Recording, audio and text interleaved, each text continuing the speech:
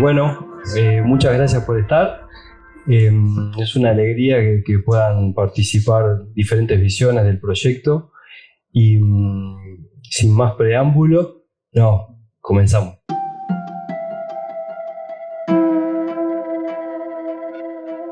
Gracias, Vladimir, por la invitación. Soy Fabián Barros.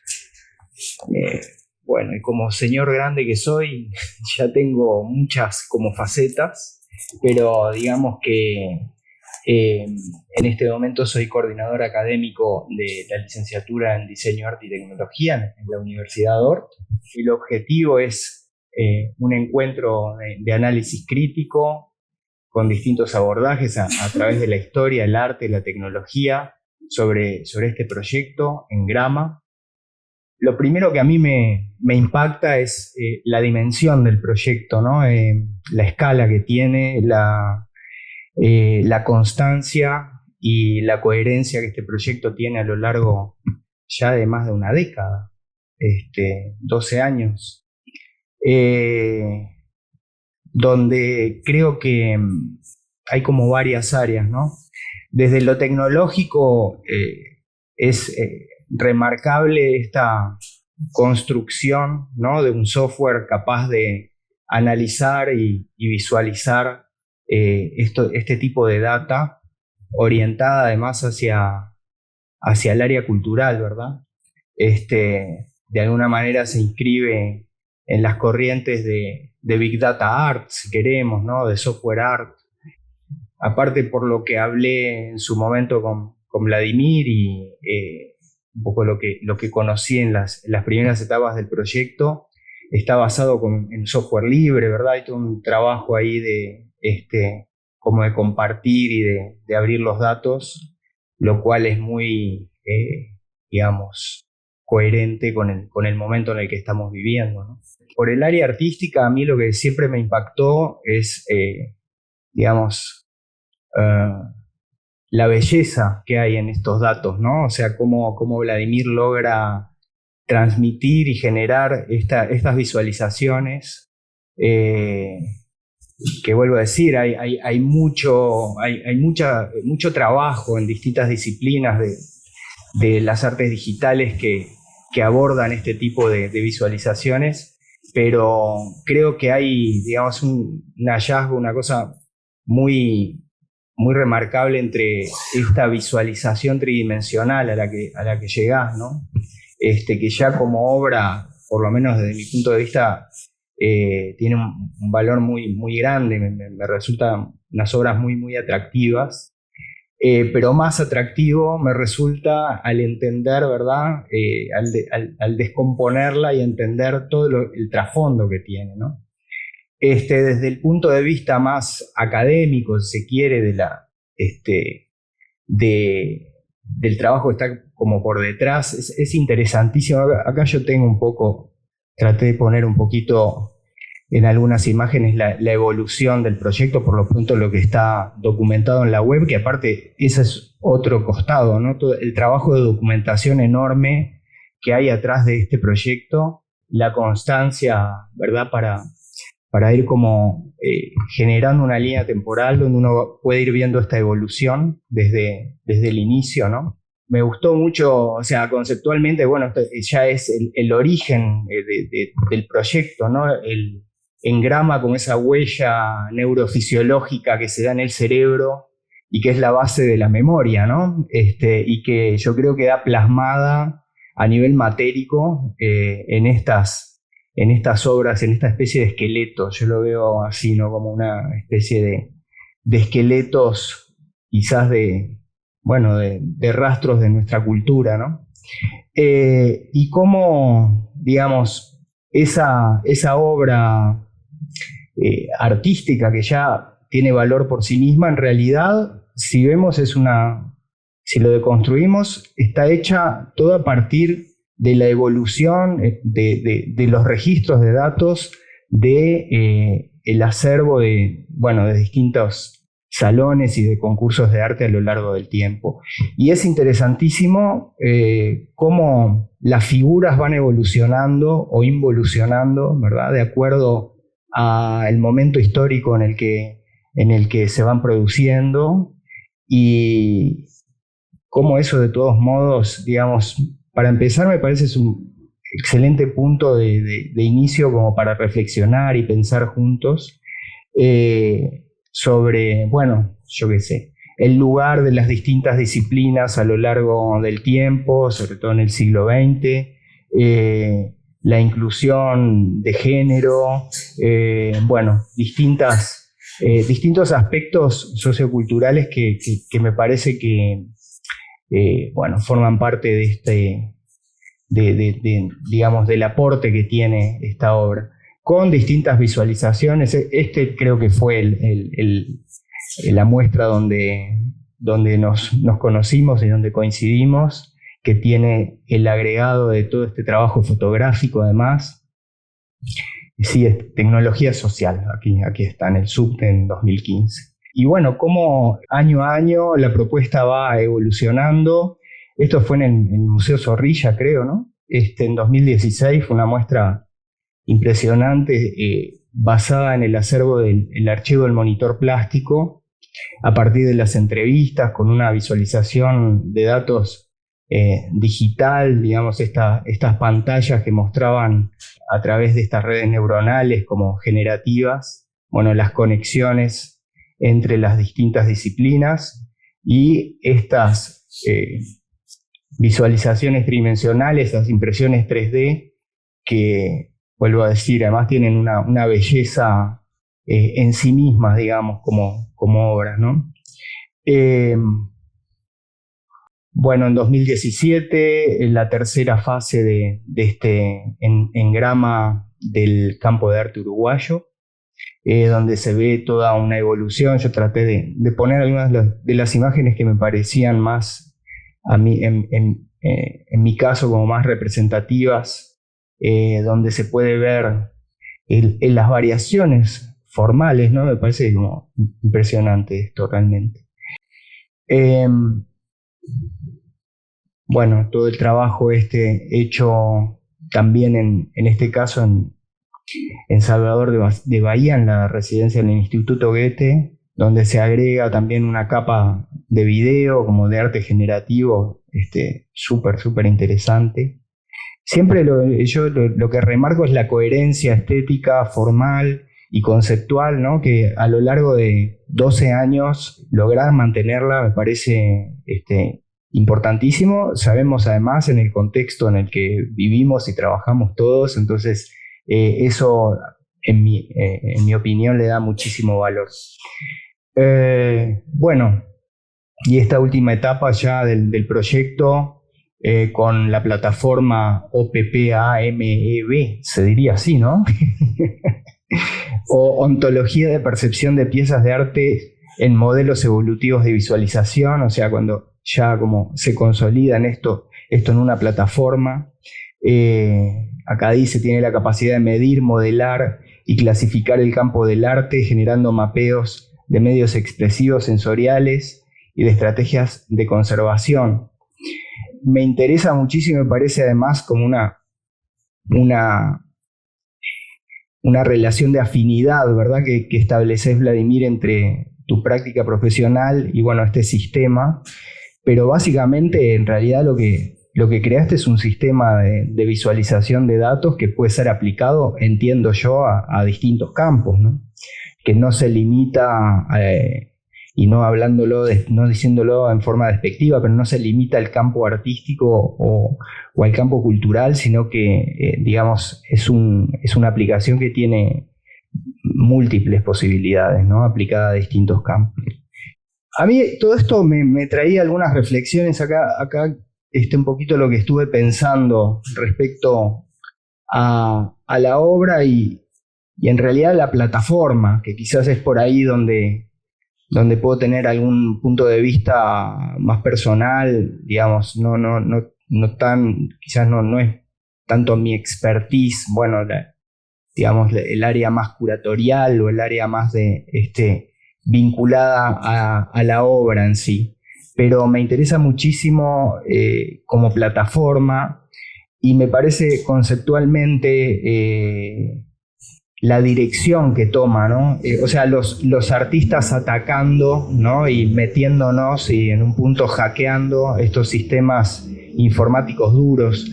Yo traía por ahí una cita de este señor. Esto, cuando empezamos a investigar la primera fase de investigación para lo que terminó siendo la licenciatura en diseño y tecnología, bueno, algunas de las cosas que yo planteaba en la universidad era justificando por qué, ¿no? Debería haber una licenciatura que abordara el arte desde una perspectiva tecnológica contemporánea. Y en la Universidad Dort, que tiene un ADN muy de la ingeniería, ¿verdad? Eso empieza como una escuela tecnológica. Bueno, no se terminaba de entender de cierta manera cuál era esa relación. Entonces encontré esta cita de este astrofísico Roger Malina, que fue presidente del Instituto Leonardo para el Arte, la Ciencia y la Tecnología, el del MIT. Es una publicación, Leonardo, muy, muy conocida, que, digamos, no vinculada al arte específicamente, sino de ciencia, tecnología y arte. Pero es muy interesante lo que él dice y creo que tiene mucha vigencia. Quizás era más raro hace, no sé, unos 8 años. Esto debe ser, no sé, 2016, un poco antes quizás. Y dice así: los conjuntos de datos se han vuelto tan grandes y complejos que son extremadamente difíciles de procesar utilizando las herramientas actuales. Hay un papel crítico para los artistas en la creación de nuevos sistemas de representación de datos, visualización, zonificación y simulación a través de campos que van desde la astronomía, la geología, la nanociencia y la medicina a las empresas y las finanzas. Y creo que acá está un poco la síntesis, ¿no? La contribución clave que los artistas pueden hacer es ayudar a crear significado y poesía a partir de estos vastos campos de datos. Creo que aplica muy bien, ¿no? esta cita y esta visión desde la tecnología de vanguardia. Este señor no está vinculado al arte, es un astrofísico, un matemático, que además, bueno, digamos, tiene responsabilidades muy, muy grandes en distintas áreas tecnológicas, nada menos que en el Instituto Tecnológico de Massachusetts, ¿no? Entonces, creo que este es un ejemplo como muy concreto de eso, ¿no? Como sin traicionar el espíritu tecnológico y en relación a lo que son las bases de datos, el trabajo con datos complejos, con Big Data, aunque aquí estaremos con un modelo más acotado, pero no deja de ser a nivel de modelo totalmente válido para escalarlo a otro tipo de dimensiones, ¿no? Y por ahí traía algunos ejemplos, bueno, de Big Data Art, donde por ahí encontramos algún tipo de visualizaciones en el espíritu de lo que ha trabajado Vladimir. También vemos ahí algunas cosas con impresión 3D, mucho trabajo con fotografías. Yo hace unos años tuve la oportunidad, estuvimos con Mónica, de ir a una muestra en Fundación Telefónica en Buenos Aires sobre Big Data Art. Y la verdad que fue como muy, muy impactante conocer todo el trabajo de estos artistas que ya, les diría, desde los años 70 muchos han empezado a incursionar, ¿no? Desde los trabajos, por acá se ven estos trabajos de los primeros artistas que mapeaban los vuelos en Estados Unidos, ¿no? Los vuelos locales, y convertían esa data en visualizaciones dinámicas, hasta, bueno, en ese caso había cosas muy impactantes como toneladas de fotos en una habitación que mostraban lo que era un minuto en la red social de Instagram en ese momento, ¿no? Yo el otro día, justo a partir de eso, y para que veamos cómo con la velocidad que está creciendo la tecnología, leía una nota donde decían el tiempo que consumiría el visionado de 24 horas de videos de TikTok. ¿Saben cuánto sería? Más de 1000 años. Visualizar 24 horas. O sea, está fuera de cualquier escala humana, ¿verdad? Entonces, todo lo que es Big Data Art también son como puntos de partida para la reflexión, para compartir este tipo de información y de problemáticas, ¿no? Todo lo que es Data Visualization, bueno, Software Art, que se enmarca también dentro del trabajo que en este caso hace Vladimir, pero no quiero dejar de mencionar de que en este momento hay una tecnología absolutamente disruptiva que está marcando la agenda de todas las áreas, por lo menos que yo conozco, en las que estoy involucrado, desde el arte, por supuesto la educación, todo lo que es, bueno, yo vengo del área de la publicidad y el marketing, y obviamente todo lo que tiene que ver con inteligencia artificial hoy es como ineludible, ¿no? Y pensaba un poco, Vladimir, cómo dialoga tu trabajo, específicamente esta obra, con esta disrupción, este cambio de modelo en el que nos estamos sumergiendo, medio a desgano o sin saber cómo, o a veces tratando de que esto no pase, pero está pasando lo mismo. Y yo creo que es de los pocos casos que veo que hay una sintonía muy grande entre el trabajo que venís haciendo y las posibilidades que ofrece esta tecnología específicamente, ¿no? Aquí hay algunos ejemplos de arte hecho con inteligencia artificial, tanto lo que se conoce como prompt design, o sea, el diseño y la visualización a partir de plataformas de inteligencia artificial para obtener resultados visuales, ¿no? Como ilustraciones o fotografías digitales generados a partir de estas herramientas, así como el desarrollo específico de modelos de Machine Learning y Deep Learning para visualizar datos, justamente.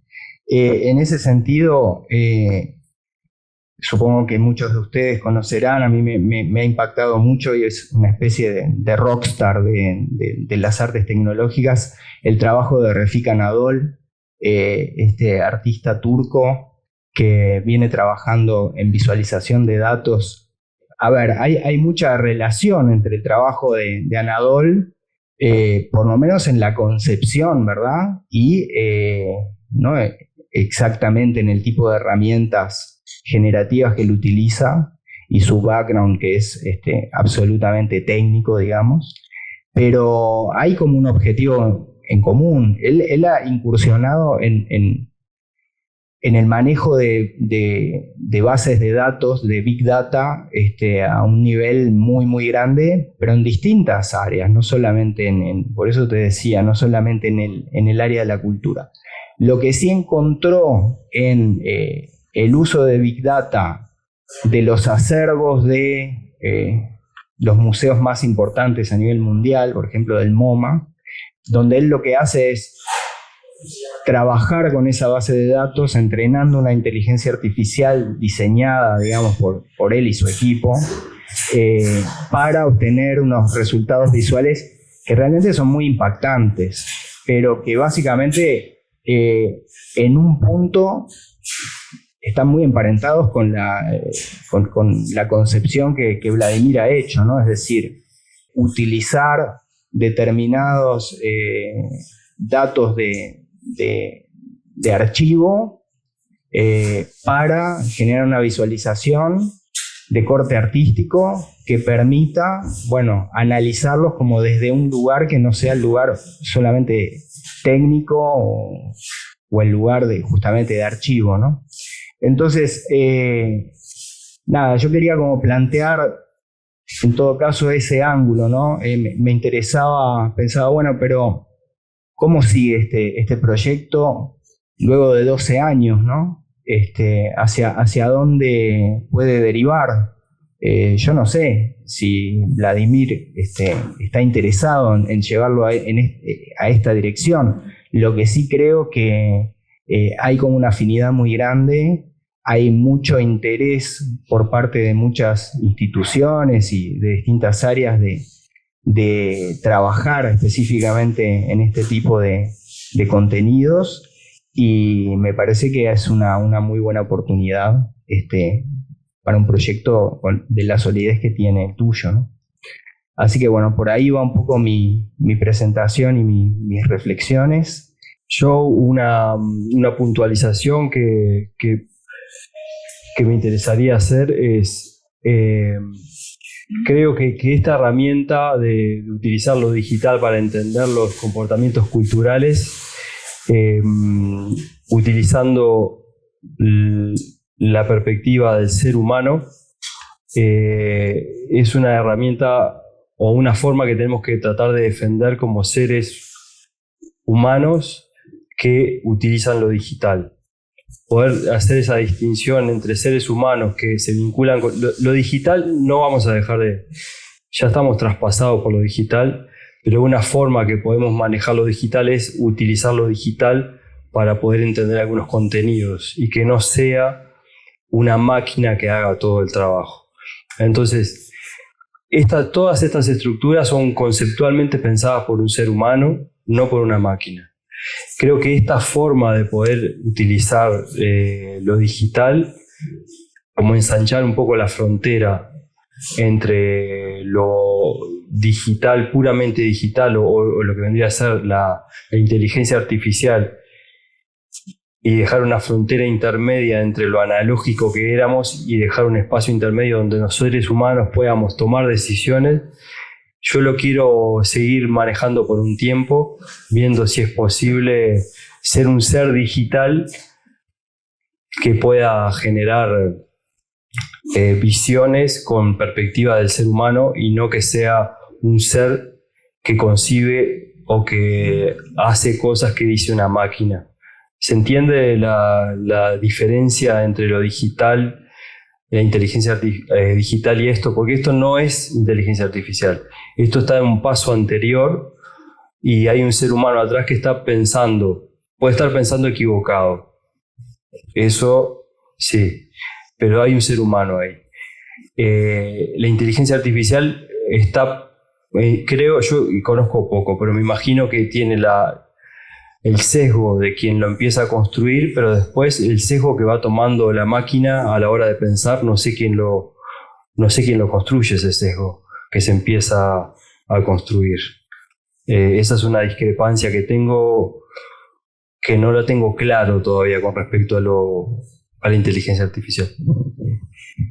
Yo, desde mi punto de vista, no hay tanta diferencia de lo que pasa. No creo que haya... A ver, creo que primero es cierto y hay muchas preocupaciones respecto a esta tecnología, hay mucha desinformación y mucha manija, ¿verdad? Hay mucho marketing y mucho de todo que hace que estemos como encandilados por un montón de información cruzada, y en verdad no estamos como viendo el punto muchas veces, ¿no? Y viendo dónde están las posibilidades. Todo lo que decís respecto a tu trabajo creador en entornos digitales y digamos, el liderazgo que tiene que tener el humano en la toma de decisiones, no es para nada ajeno a lo que podría surgir, y de hecho vuelvo a traer este ejemplo simplemente porque es muy popular en este momento, ¿no? Se ha masificado mucho.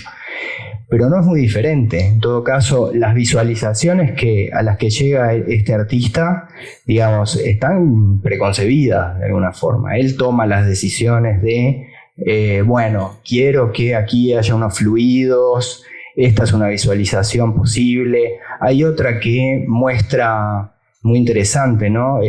A partir del análisis de todo el acervo, bueno, genera obras. A mí me cuesta llamarle obras, ¿no? Visualizaciones, digamos, productos digitales en el estilo de tal artista, por ejemplo, ¿no? Analiza a nivel formal, a nivel cromático, a nivel técnico, bueno, miles y miles y miles de obras de tal escuela o de tal artista, y muestra incluso el desarrollo, ¿no? Cómo a partir de los croquis y de la combinación de cosas llega a determinada visualización. El lugar que le damos a eso, si eso es arte, no es arte, cuánto vale, si es comercial, si no es comercial. A ver, ese es como, yo no quiero entrar en esa discusión, quiero quedarme como en el punto que estás marcando, ¿no? Es decir, la herramienta como tal no deja de ser una herramienta, como lo fue la computadora cuando llegó, o Internet, que creo que en un punto quizás hasta fueron revoluciones aún más grandes que la que estamos viviendo ahora. O sea, pasar de lo analógico a el momento donde llega la informática a las casas y a las empresas, y luego además se interconectan a través de Internet. Bueno, eso varios de nosotros lo vivimos, y yo tuve la suerte de vivirlo de muy joven, y realmente para mí fue un catalizador a nivel de mi profesión, y me dio muchísimas posibilidades el incursionar tempranamente, digamos, en estas herramientas. Como ahora montones de jóvenes, tanto fuera de lo que es el ámbito de la universidad, o sea, a nivel internacional, muchos chicos de 14 años, sobre todo menores de 18 muchas veces, son quienes están liderando, ¿no?, nuevas formas de abordar esta tecnología desde una cosa más intuitiva, más natural, desde una composición ya biológica, diría yo, genética, ¿no? Digamos que estos chicos ya son hijos de personas que ya estamos en el medio digital desde hace muchísimos años. Ya son no solo nativos digitales, sino que heredan ya el conocimiento que tenemos ya natural de interrelacionarnos con máquinas, ¿no? Entonces, todo esto que a nosotros nos está costando tantísimo, que es una visión tan nueva, tan radicalmente diferente a nuestra forma de pensar, básicamente, en las generaciones más jóvenes no es así. Yo siento un poco esa diferencia que sentía cuando yo empecé a trabajar en publicidad en los años 90, con equipos de arte y equipos creativos absolutamente analógicos. No sé si alguno vio Mad Men, que está ambientada en los años 50, 60, era lo mismo. Hasta los años 90, dibujantes, espectacular, y haber podido participar de esa escuela para mí fue brutal. Pero la diferencia es que llegó una computadora y nadie se animaba a tocarla, ¿verdad? Un poco lo que está pasando ahora con este tipo de tecnologías. Y fuimos los jóvenes de ese momento quienes, bueno, un poco a nivel, a pura intuición, empezamos a trabajar en esto. Hoy, con además el desborde de información que existe, etcétera, etcétera, y las redes y comunidades que se generan, esto es aún más rápido y más fuerte para los jóvenes. Ahora, me divagué un poco. A lo que voy es que esta herramienta no deja de ser una herramienta, es una herramienta compleja, por supuesto. También lo es la computadora, y también lo eran las computadoras en los años 90 para quienes nunca habíamos visto una computadora, o Internet cuando teníamos que poner el módem, etcétera, etcétera, ¿no? Pero las posibilidades, ya sabemos, si hacemos una analogía con esas épocas, que son infinitas, y además modifican absolutamente toda nuestra forma de relacionarnos, no solo con la tecnología, sino entre nosotros, ¿no? Entonces, me parece que lejos de ser una herramienta que puede ser un enemigo, por más que sí hay preocupaciones y atendibles, y hay un montón de cosas que están más allá de esto en concreto que digo. Me parece que nosotros como artistas, como creadores, tenemos la oportunidad también de incursionar en nuevas tecnologías que nos van a permitir otros abordajes creativos, nos van a permitir otros resultados a nivel de nuestra producción, exhibición, etcétera, etcétera. Entonces, me parece que no hay una contradicción, te diría, ¿no? en la forma en el abordaje que has hecho a lo largo de estos 12 años con estas tecnologías que ya son informáticas, digitales, etcétera, y que simplemente, o bueno, no simplemente, que existe esta posibilidad de llevarlo a un paso aún más allá, que creo que puede ser espectacular el resultado que puede llegar a tener, optimizando además muchos procesos, ¿verdad? Que eso creo que también es parte de la cosa. En mi experiencia, lo que me ha permitido en este poco tiempo, ¿no? de incursionar en estas áreas, es como un montón de tareas como complejas y rutinarias, etcétera, etcétera, bueno, no son el tema. Entonces me puedo dedicar mucho más a la creación, a la conceptualización, al desarrollo de procesos. Nada, lo veo por ahí, perdón, a veces me extiendo un poco.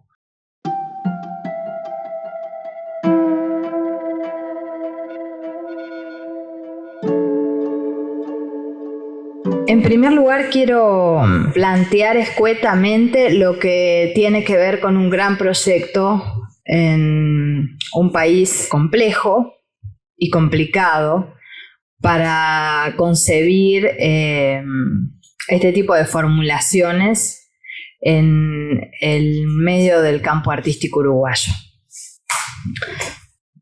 Voy a decir primeramente que Vladimir se adelantó para lo que es Uruguay más o menos unos 50 años. Por suerte, para algunos de nosotros que tratamos de entenderlo.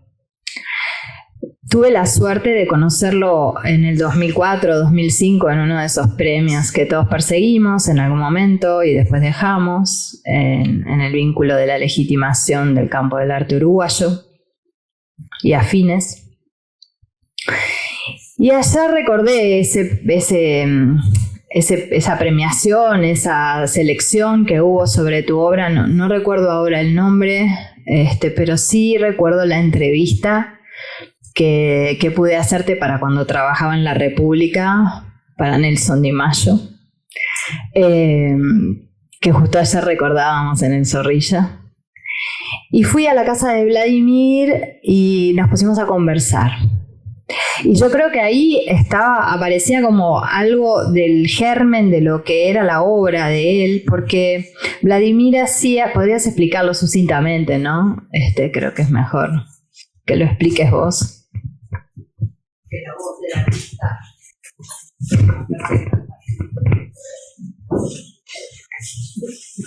Ese premio fue en 2004 y lo que hacía en ese momento, trabajaba conceptualmente la pieza, trabajaba como con porciones de cuerpo, eran como pedacitos de cuerpo, eran ensamblajes pequeños, de pequeño formato, hechos con madera, grabado hecho en papel japonés. Y hablaba sobre la estructura social de la sociedad y tomaba el cuerpo como una representación de la trama social, la recomposición de la trama social o la descomposición de la trama social. Básicamente eran objetos, eran como un ensamblaje plano o un collage alto. Estaba ahí en el medio y conceptualmente lo que hacía era trabajar sobre la trama social, hablaba de la idea de tejer el tejido social, pero era un cuerpo desmembrado, ¿no? Eran pies, manos, rodillas, eso fue. Gracias. Bueno, y en aquel momento, justamente una de las preguntas que surgía en esa breve entrevista, pero muy hermosa, tenía que ver con el compromiso político de Vladimir con respecto al campo artístico y a su ser político en escena, eso de lo que siempre hablamos.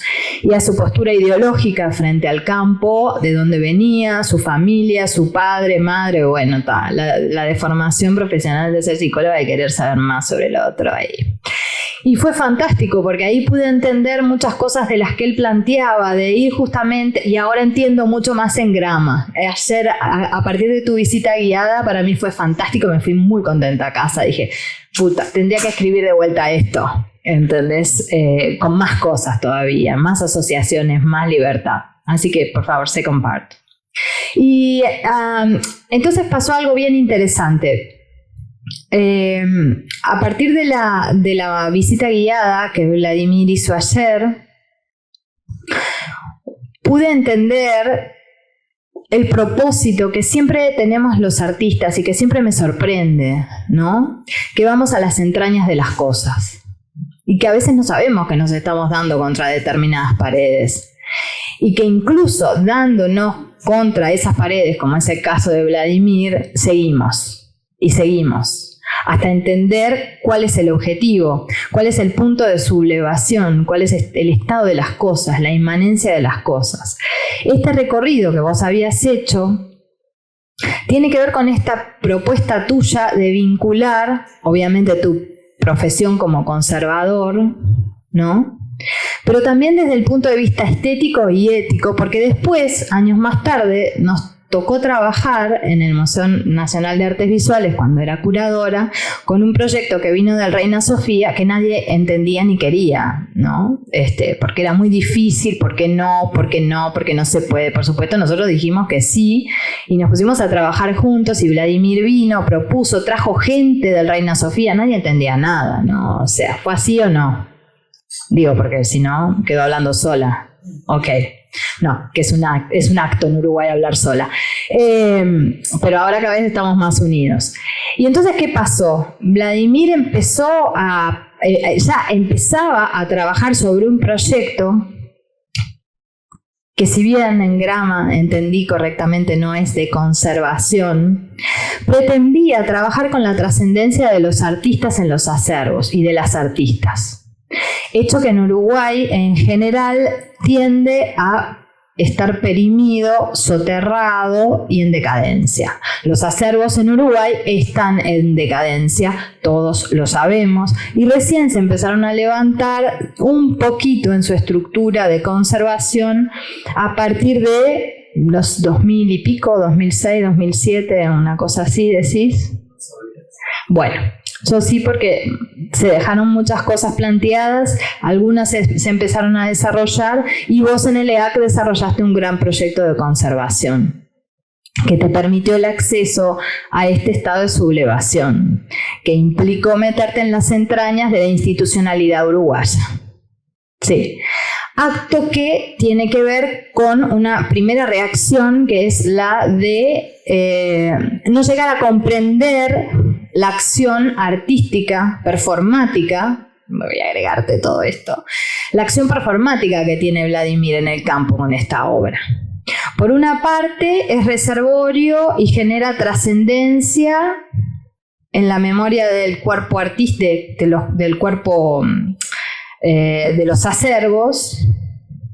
Hay acervos muertos, hay acervos inertes, hay acervos vivos desde mi punto de vista. Vladimir los rescata en partes, y esas fragmentaciones con las que él trabajaba, esos fragmentos con los que él trabajaba, casi como en ese estado que tiene nuestro campo de cierta psicosis, de fragmentar, de dislocar, de no poder generar un diálogo con una cultura toda dentro de las artes visuales, Vladimir la rescata. Y entonces ahí, bueno, pude medianamente pensar en el texto algo que tiene que ver con esta cuestión de una segunda vida, second life, ¿no? Como tomar los objetos y restituirlos en términos benjaminianos a un campo de acción. En ese proceso de reificación y en estas palabras que tanto usamos, etcétera, es la obra mercancía y trabajar con la fantasmagoría de la propia modernidad que consumimos todavía. Entonces Vladimir la toma y empieza a ejercer un movimiento endógeno dentro del campo. Que para mí eso es como, a mí todo lo que moleste me encantó siempre.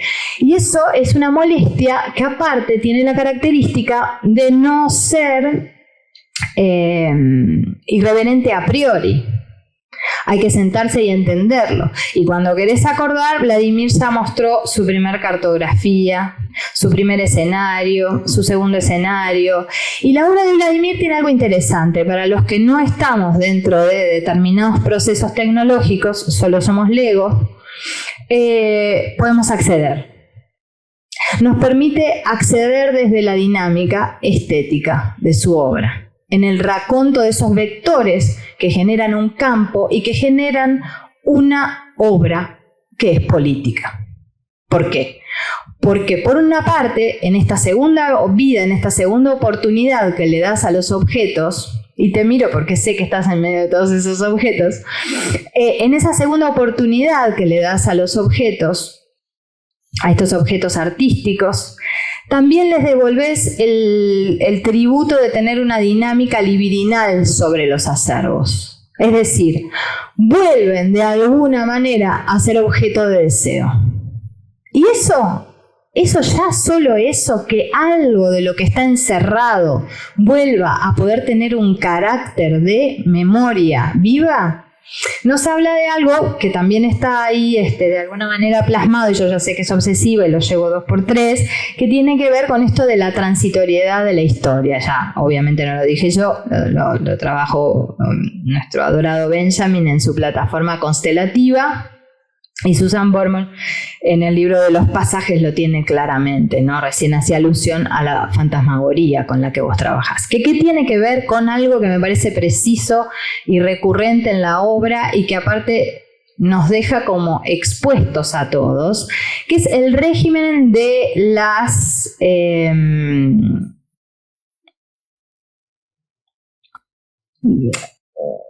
políticas que estetizan la obra y la estatizan también.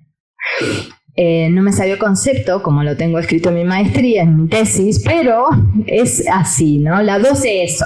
Mirá, yo creo que nos estamos revelando con esto. Es la docilización sobre las estéticas.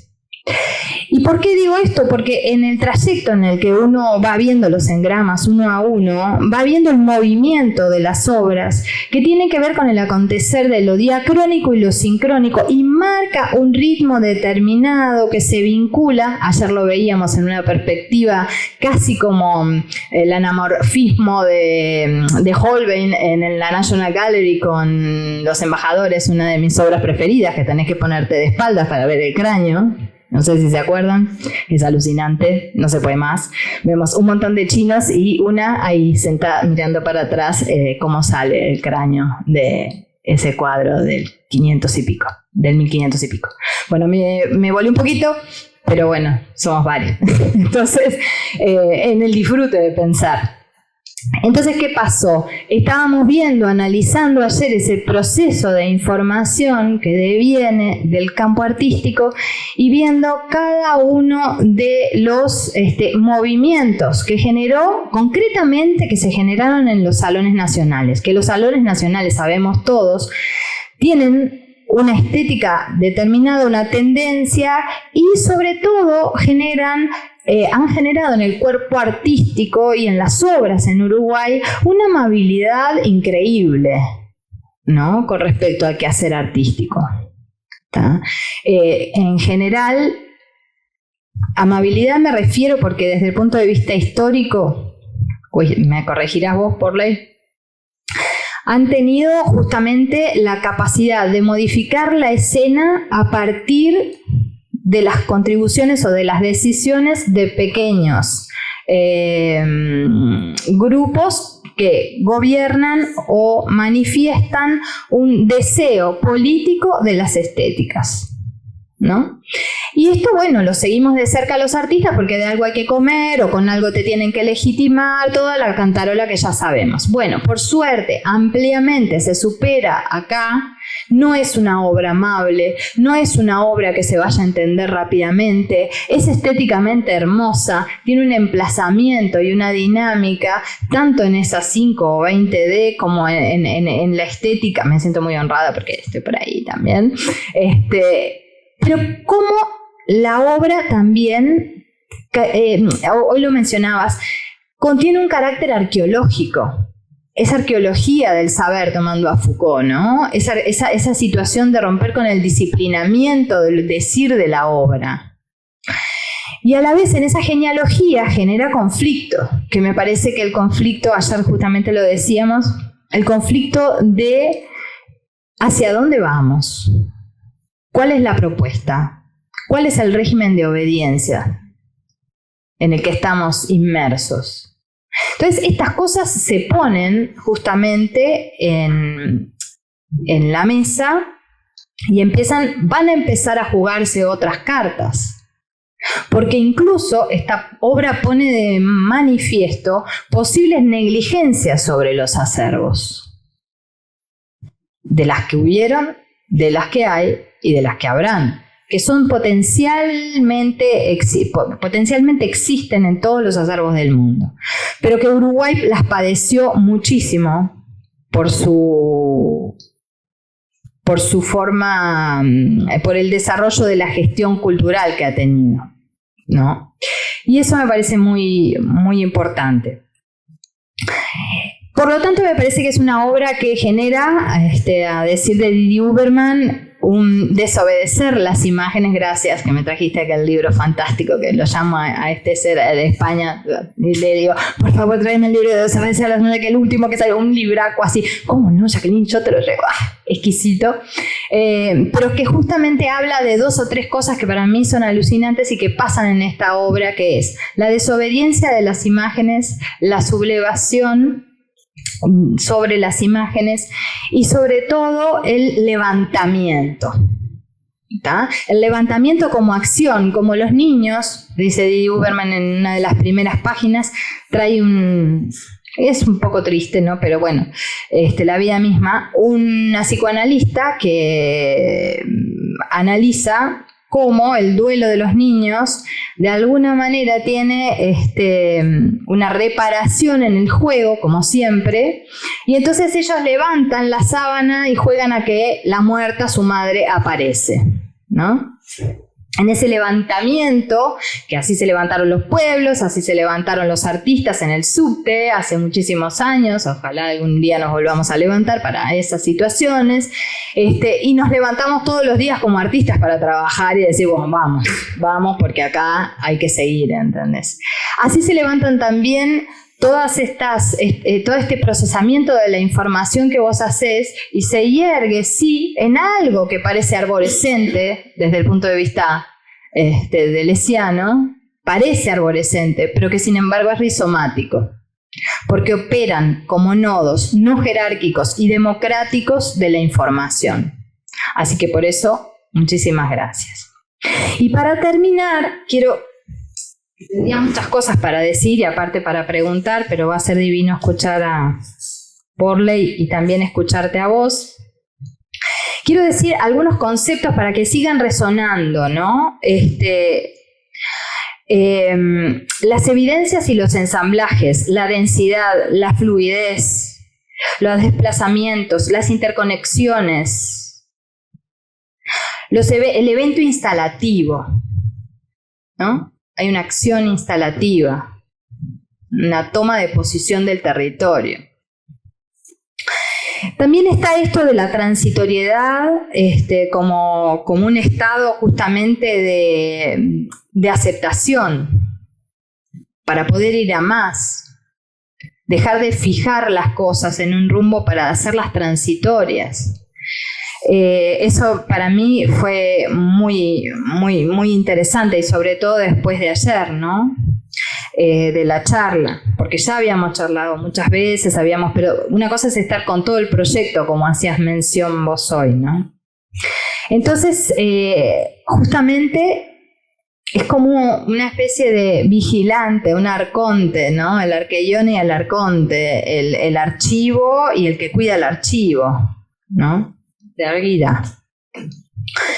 En esta Second Life, en esta desobediencia de vida, aparece la esperanza, y voy a leer un fragmentito que sí quiero compartir para cerrar esta partecita de estos pensamientos, ¿no? Y estas situaciones que uno puede conceptualizar cuando las obras son así. Entonces, para mí surge la esperanza, ¿no?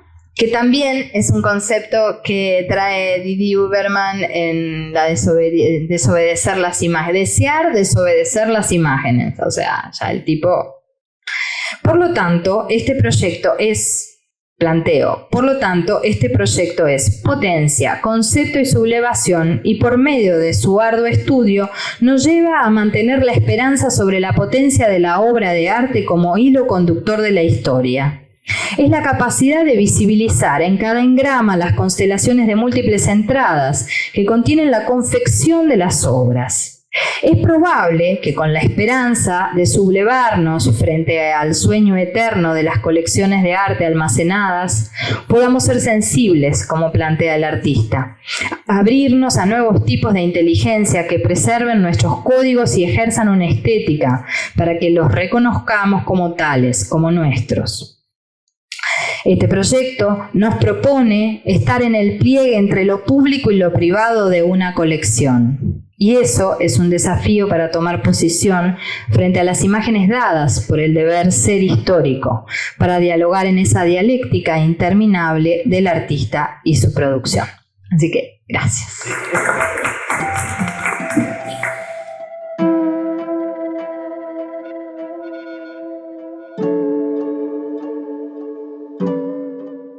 Voy a empezar diciendo que yo en realidad conocí a Vladimir en agosto del año pasado. No tengo la historia que tienen ellos.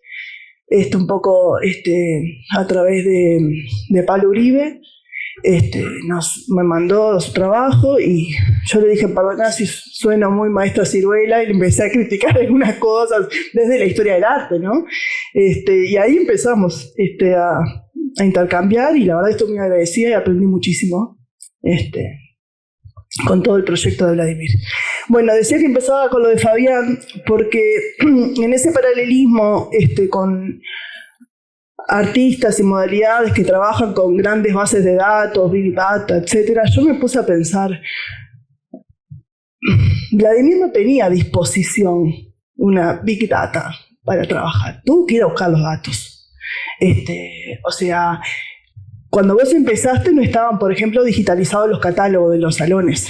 No estaban, ahora están. Uno entra a la página del Museo de Artes Visuales y encuentra los catálogos.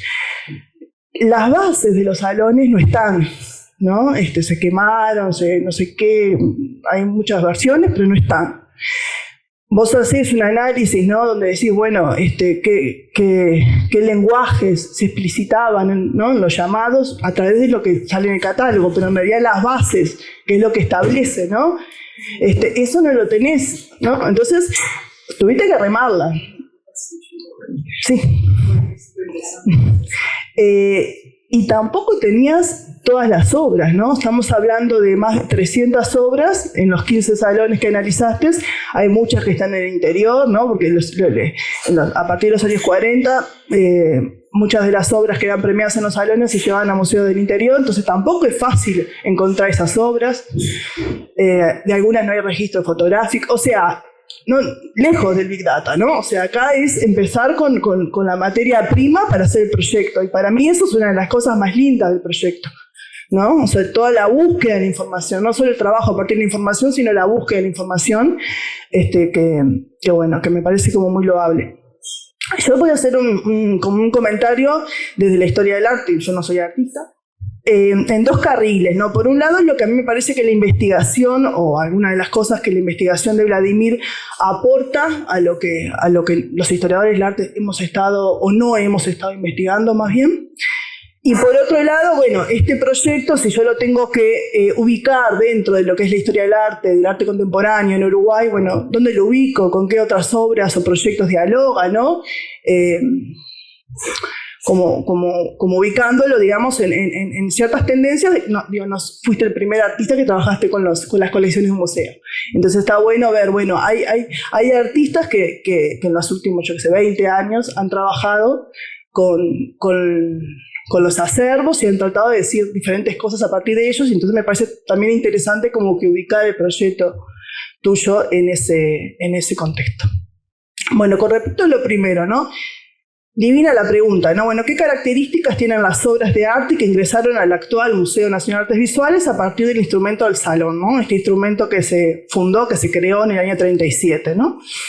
Y por tanto, ¿qué tipo de obras de arte fue que seleccionó, premió, consagró el Estado uruguayo entre el 39 y el 2012, que es el marco que toma Vladimir, y dentro de ese periodo, que tenemos más de 50 salones, bueno, 15 salones como muestra, ¿no?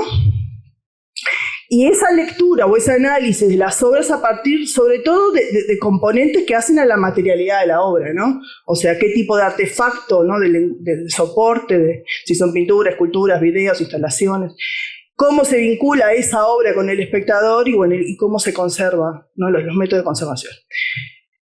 Entre otros resultados, ¿no? Bueno, el ingreso tardío, marginal e interrumpido, ¿no? De lo que Vladimir llama los nuevos medios y soportes artísticos, ¿no? Al Estado, a través del instrumento del salón, ¿no? Esto es, obras que se apartan de los medios tradicionales, ¿no? Que no son pinturas, dibujos, acuarelas, óleos, esculturas, y que entran al museo a través de los salones. Bueno, eso es un ingreso que situamos recién, ¿no? en el recorte que hizo Vladimir a mediados de la década del 60, ¿no? Y la preeminencia, por lo tanto, de la pintura, ¿sí? Como el lenguaje predilecto, digamos, en los salones oficiales. Recién en 1964, bueno, un collage figura entre las piezas premiadas anunciando una apertura formal que se mantuvo hasta el salón del 71, ¿no? Dentro de los que tú seleccionaste, mientras que los salones de los primeros años de la dictadura restablecieron un estadio formal anterior, ¿sí? A los años 60. Podemos contextualizar esa apertura de los años 60 con la efervescencia del campo cultural, los reclamos de los artistas modernos contra un salón nacional que veían como anquilosado, como oxidado. Un hito, que lo mencionó Jacqueline, es la ocupación del subte, ¿sí? Hay que tener en cuenta que la ocupación del subte fue a raíz del jurado seleccionado para el salón municipal, que era considerado mucho más abierto, ¿no? Que el nacional, ¿no? O sea, el salón nacional era el conservador y el municipal, ¿no? Era como el más predispuesto al arte moderno, ¿no? Entonces se ocupa el subte por la designación básicamente era de José Belloni y de Esteban Garino, ¿no? Un escultor y un pintor marinista. Bueno, hay que recordar que desde su creación en el 40, bueno, eso ya lo dije, los municipales fueron considerados los que albergaban o cobijaban nuevas tendencias en el arte, que esto se refleja también en los acervos, ¿no? Si uno ve el acervo del Museo Blanes y el Museo Nacional de Artes Visuales, hay diferencias con respecto a ciertas presencias, ¿no? Presencias más tempranas, ¿no? De ciertas modalidades más modernas en el Museo Blanes que en el Museo de Artes Visuales. Y otras, y desde el punto de vista más de un arte más político, bueno, el Museo Blanes tiene un acervo importantísimo de lo que podríamos denominar, Pelufo ha denominado como artistas representativos del realismo social de los años 30, 40, ¿no? Y en el Museo de Artes Visuales son contadas las obras que tienen ese perfil o ese tipo de artistas. Bueno, esta idea de modalidades cerradas y abiertas en cuanto a la disposición de los jurados, ¿no? Y por ende de la oficialidad artística frente a las prácticas contemporáneas, se corresponde, y esto me parece una cosa de las cosas más lindas del proyecto, con las formas de los grafos. Yo les llamo grafos, ¿no? Esto habla de morfología. Son grafos, ¿no? Tienen aristas, vértices, nodos, ¿no? Que condensan la información de cada salón, ¿no? Y que son las morfologías del proyecto. En la secuencia de 15 grafos hay lecturas y comparaciones posibles y las formas son muy sugerentes en relación a lo conceptual de la información que contienen. Se confirma entonces una relación interesante entre forma y contenido. ¿Sí? Así, luego de vincular las figuras cerradas de los primeros salones organizados por las dictaduras, ¿no? En el 74, 76, con los de la década del 40 y 50, ¿no? Hay paralelismos, ¿sí? Se emparentan formalmente, ¿no? Son figuras macrocefálicas, ¿no? Donde todo se condensa arriba y después hay como un palito, ¿no? Como un fosforito, y es toda esa gran preeminencia de la pintura.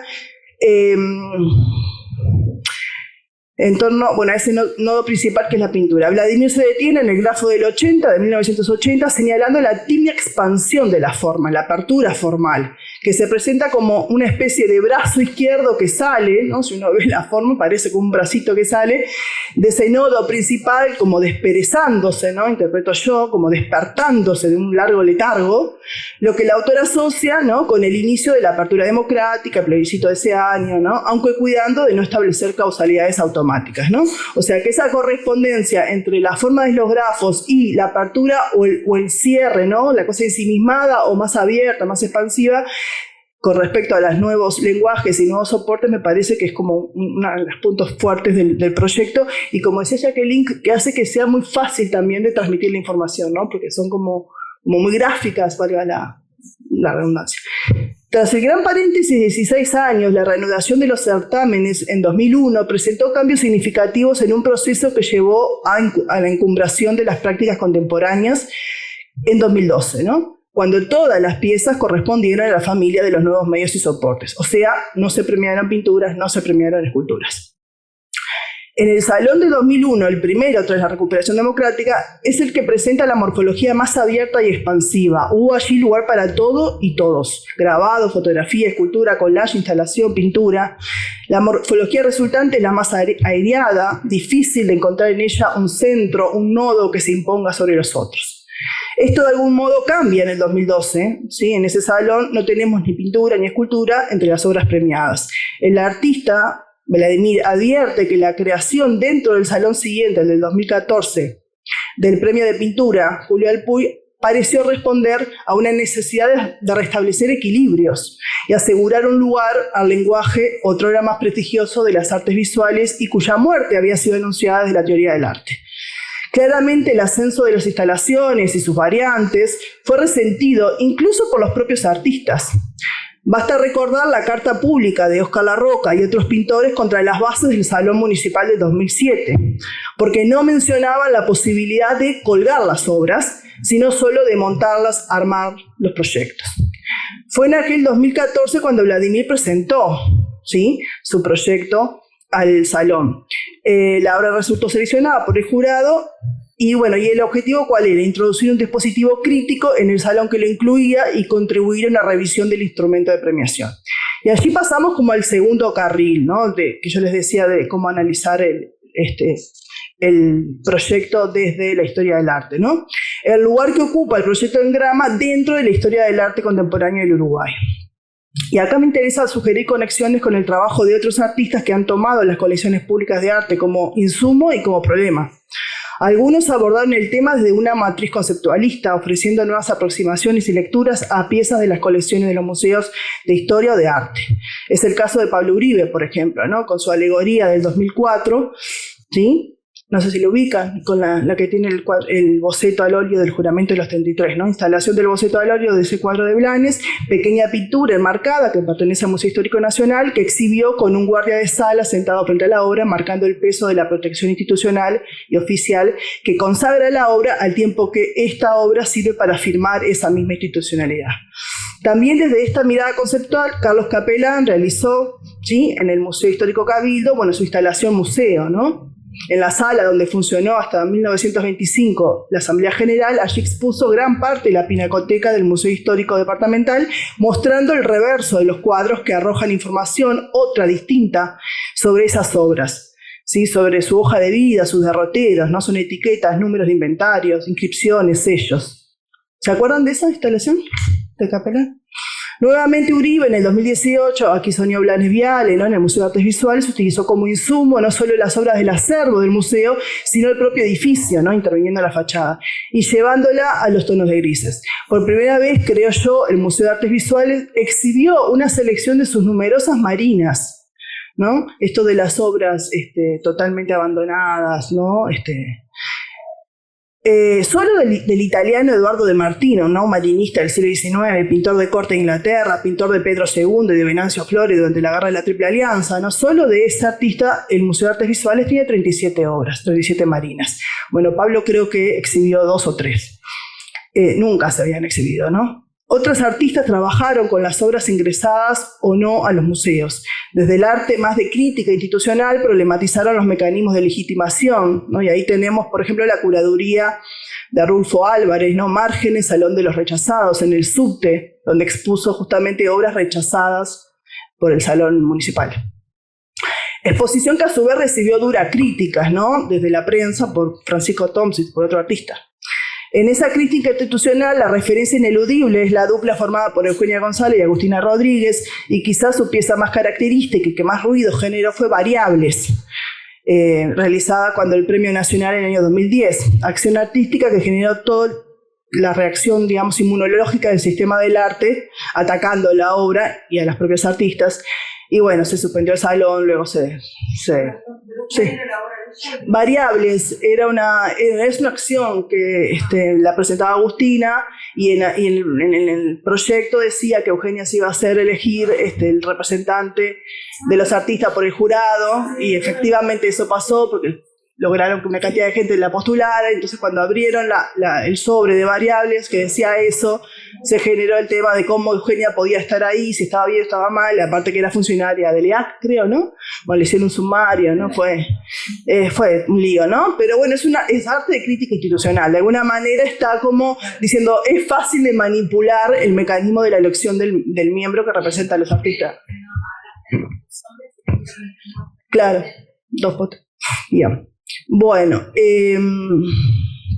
también con el mecanismo del salón, y más específicamente los salones durante la dictadura, trabajó el fallecido crítico Alfredo Torres en su proyecto curatorial Arte en tiempos difíciles, obras premiadas en salones nacionales de arte visuales entre el 73 y el 85, ¿no? Este proyecto fue del 2014. Curiosamente, esos esfuerzos tienen puentes con algunas acciones de la propia institucionalidad interpelada, como fue la muestra irrestricta de las obras presentadas al primer Salón Bienal de Artes Plásticas en el año 92, realizado en el Museo Blanes. ¿Sí? Eso por decisión de Gabriel Pelufo, se exhibieron todas las obras, las 700 y pico de obras que se presentaron al Salón en el Museo Blanes. ¿Sí? No sé si se lo recuerdan, en el año 92. O el proyecto Nuevas Vías de Acceso, realizado por el Museo Nacional de Artes Visuales durante la gestión de Jacqueline. Creo que la obra de Vladimir dialoga con todos estos trabajos, donde los artistas tomaron las obras ingresadas al museo y ofrecieron relectura de las mismas, muchas veces adelantándose al historiador en esto de historizar, de contextualizar, de analizar las narrativas estéticas, históricas que materializan nuestro acervo artístico. Por último, quisiera invitar a Vladimir a pensar la posibilidad de agregar nuevos elementos ontológicos para el estudio de las obras ingresadas al acervo museístico, elementos que tomen en cuenta no solo las características formales de esas obras, sino otros aspectos como, por ejemplo, los temas, ¿no? presentes, ¿no? Así como Uribe mostraba las invisibilizadas marinas del acervo del Museo de Artes Visuales, podría rastrearse momentos de ingresos, de presencias y de ausencias de diversos géneros pictóricos como el paisaje, el retrato, la abstracción geométrica, las escenas costumbristas, los desnudos. Y también, ya que estoy, pensar desde una perspectiva de género los mecanismos de ingresos de obras y el caso de las obras de mujeres, ¿sí? La inmensa mayoría de las obras de artistas mujeres que tiene el Museo Nacional de Artes Visuales ingresaron por donación. Aquí abro un paréntesis, ¿no? Los dos artistas más presentes individualmente en el acervo museístico, 2 artistas, sean hombres o mujeres, son 2 mujeres, ¿sí? Que son Carla Vitti y Petrona Viera, ¿no? Cada una tiene más de 1000 obras, ¿sí? En los museos, ¿no? En el caso de Carla Vitti está sobre todo en el Museo Agustín Araujo de 33 y también en el Museo de Artes Visuales. Petrona está en varias partes, pero bueno, tiene más de 1000 obras solo en el Museo de Artes Visuales. Sin embargo, esos ingresos no supusieron valoraciones de sus producciones que recién merecieron exposiciones retrospectivas de gran porte 50 años o 60 años después de ingresar a los acervos. Me parece que la herramienta que desarrolló Vladimir podría aportar a este tema pendiente, ¿no? Que es el estudio de las trayectorias de consagración de las artistas mujeres en relación al canon museístico. Bueno, y dejo por acá. Gracias.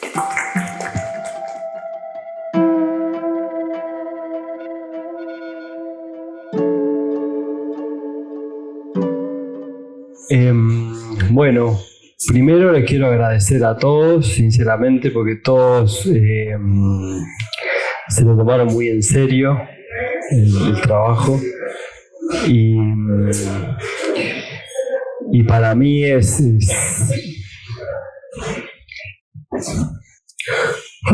cansado. No, estoy recansado de todo el proyecto, pero bueno. No, estoy muy feliz y contento que me hayan apoyado en esta parte de reflexionar sobre el proyecto.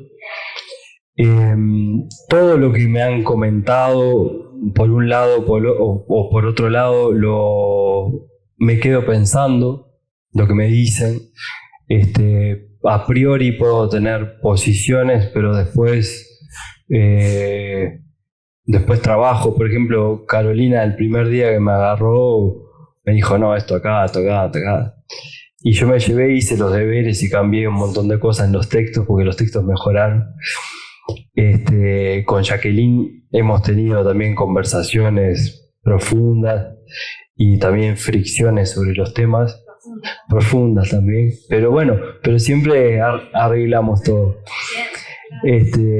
Con Fabián nunca tuve la oportunidad de trabajar profundamente, pero bueno, después que estos comentarios sobre inteligencia artificial podemos hablar y ver de qué lugar se puede abordar algo. Pero básicamente lo que sí quiero decir es que el proyecto, todo lo que dijeron, tiene que ver con eso, tiene que ver con la mirada de ver un objeto de arte, con la perspectiva que cada uno puede darle a cómo mira ese objeto de arte y ese objeto inserto en una colección y como cuando con esa perspectiva cómo uno le puede dar forma a la legitimación de las piezas que están adentro de una colección y cómo uno puede ver la forma en que se legitima también. Son como pasos que uno puede empezar a ver a partir de solo hacer preguntas hacia el objeto. Y mi visión fue muy materialista. Tiene que ver con una construcción de mi ser, me parece, de ser materialista, de entender los procesos de esa forma. Y al tener ese sesgo, por ejemplo, no pude ver otras visiones que sí se van a ver en estos procesos, en estos encuentros críticos. Entonces, lo más relevante que me pareció del proyecto fue poder encontrar a partir de un abordaje de 3 preguntas y repetirlas durante un tiempo sobre 300 obras, sistemáticamente, poder encontrar formas que digan cosas. Y que esas cosas tengan un correlato con el campo de la cultura, de la sociedad, de la política. Eso fue una cosa que a mí, cuando lo vi, me pareció... Yo me ericé, sentí la sensación pensé, cuando alguien, el que vio la penicilina debe haber sentido esto, porque yo me quedé, no podía creer. Y bueno, eso fue lo que más me pareció increíble. Y después, que los objetos tuvieran un correlato similar al correlato que tiene la construcción de un engrama biológico. Porque el engrama biológico lo que hace es, a partir del comportamiento que un ser humano percibe, construye una huella que tiene la estructura de la información, y esa estructura de la información, esa huella se materializa y tiene la capacidad de guardar la información y de devolverla. Entonces, estaba encontrando un método para construir una huella que se asocia al campo biológico, pero al campo de la cultura, y esa huella se puede transformar en un objeto que es bello. Y fue eso lo que me pareció más bello de todo el proyecto, y poder escribirlo también me pareció interesante. Y lo que más interesante me pareció es cuando llegué al final, me di cuenta que tenía fisuras el proyecto, que había perspectivas que no había tenido en cuenta, que había cosas que había dejado afuera. Empecé a ver que afuera existe un afuera y opté por abrir la fisura y dejar que el afuera ingrese y no querer tapar la fisura. Y bueno, ahora la idea es trabajar el afuera, ver lo que no estuvo presente. Me siento feliz. Tenés que estar feliz. Muchas gracias.